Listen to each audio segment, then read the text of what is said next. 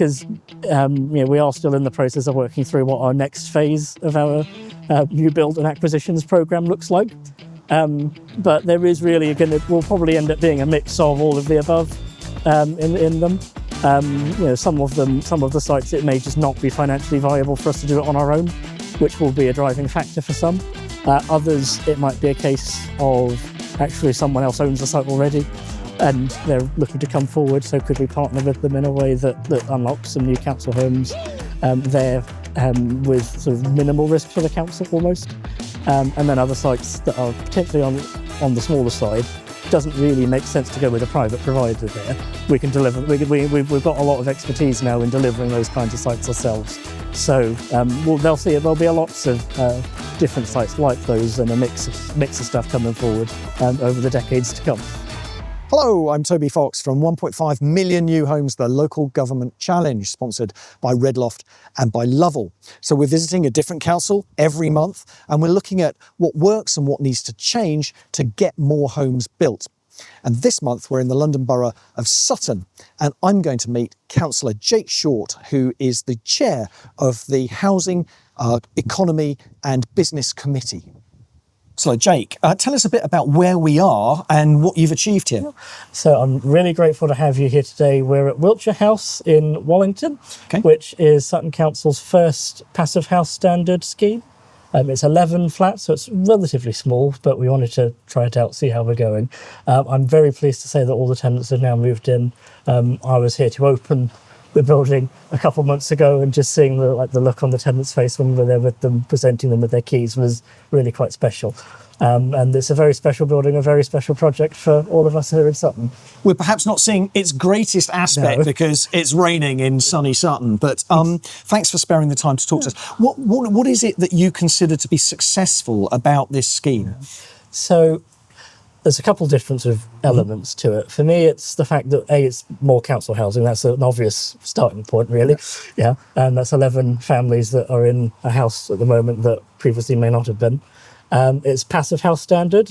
Again, it's our first scheme like that. We're looking to do more going forward, but that's going to produce really good energy bill reduction for our tenants here. I think they're expecting a 40% reduction in their bills on average, roughly. And it's all built to a very high quality, very high standard. They're very spacious inside. I've been inside a couple of them, and that's the kind of it set the benchmark for what good looks like for council housing for us. Fantastic. And can you tell us a bit about how the council has achieved that success? What is it that the council's done to make this scheme happen? So it's being willing to look at some of our smaller sites across the borough, little parcels of land that we might own or might have. So I think this site might have previously been a care home, for instance, alongside some of the bigger regeneration that you're going to go and see and you've seen elsewhere in our borough. Looking at these smaller sites to really get as much capacity out of them as we can. So this site, we've done 11. We're also about to go out to procure a new site that's a brownfield site on a main road. It's going to provide 34 homes, all of them meeting sort of modern standards. They'll all be passive house as well. Lots of maisonettes for 3-bed families as well. And we're very pleased that with that new scheme, it will be our first multi-bed disabled persons accessible accommodation that we're going to be trying there. So really exciting times for Sutton, alongside some of the bigger stuff we've talked about. A lot of these smaller sites slightly go under the radar a little bit, but we're getting them done bit by bit. When you talk about sort of care provision and also passive house, the standards that are involved in delivering homes like that, the first thought that comes into my head is that sounds expensive. How have you gone about it, given that it's so difficult to get anything built at the moment? So it comes at a cost, but that's the cost of quality. I see it. Part of the real experience that our team has gathered over the last couple of years, partly because of this site and all the others we're doing, is that they're getting very good at sort of accurate management of costs. So when they come to us now with sort of a cost projection for what a project might look like, it's a lot more confident. They're not then coming back to us later to say, actually, costs have overrun again, that you typically get with other council projects, that you stereotypically get with council projects. They're getting quite on the mark with it. And our partners at the GLA are noticing that. Yeah. They've been very good partners of ours. It's putting party politics aside, it's an area where genuinely national, regional and local government does collaborate, and Sutton are really sort of leading the way on that. What's the route to delivery for these units? Yeah, how do you actually get them built? Yeah, so again, partly it's the funding, comes down to funding at the end of the day. Our housing revenue account by itself couldn't really sustain this kind of building, even relatively small sites like this one. Roughly what's the cost per unit? Something like 300,000. Yeah, okay. But working with partners like the GLA to provide grant funding for us, as well as the borrowing we would normally expect to do, that's bringing sites like this into range for us to be able to do at Passivhaus-standard, and that's why we're jumping at the chance both here. The Chelsea Timber Yard, the scheme I just talked about, as well as some other smaller sites like Beddington Lane, which you may have been to, not yet. That where we're using again smaller parcels of land that we already own, so that keeps costs. The sort of speculative area around acquiring the land, the costs are already quite low there. So are these small sites that you're talking about, are they examples of direct delivery, of the council actually delivering the homes itself? And what does that mean? Yeah. What actually is the council doing? So you're right, this is a direct delivery site, what we would call. That's in contrast to places like Elm Grove, which you'll be talking about later, where we're partnering with a private organisation, Lovells in that case, to help us deliver that site, or B&Q, which is another site that you'll be talking about. Berkeley Homes. Yeah, Berkeley Homes are delivering that, and we're purchasing from them. Yeah. So this is a sort of a third stream where we're here ourselves doing it with our own contractors, and taking on sort of full delivery costs ourselves. Whereas with these other schemes, these bigger schemes, they tend to be where we're partnering with these organisations that can help share that risk. And then help us to still unlock more homes at a greater density in areas where they're more appropriate. Yeah. So why Passivhaus and not some other standard? So for me and for us as a council, particularly us as Liberal Democrats on the council, it's about providing homes that are fit for the future. Passivhaus, as you know, is a standard of energy efficiency. That means that these homes will be future-proofed for any future energy efficiency requirements, and it's also about providing real terms reductions for our residents in terms of their energy costs. Cost of living has been a real problem for a lot of residents, particularly council tenants, and having a home that sort of passively reduces their energy consumption and energy bills by up to 40% is a real benefit to them. Now that, as we say, that comes at a cost, as we've already talked about, but in our view, that premium is worth it because it provides for these wider objectives that we've got to tackle climate change and reduce the cost of living for our residents. And how are you going about ensuring that those Passivhaus standards are met? How does that happen? Because they're quite rigorous. Yeah, so there is an accreditation process, as you know, and a lot of our contractors and our housing team themselves are get into the weeds of that a lot.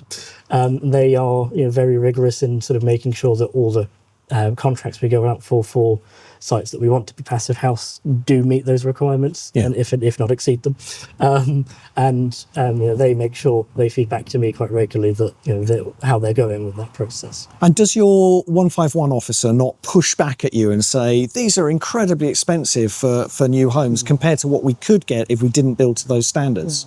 So it's right to say that there is challenge, and particularly in the current climate, the financial challenge is there.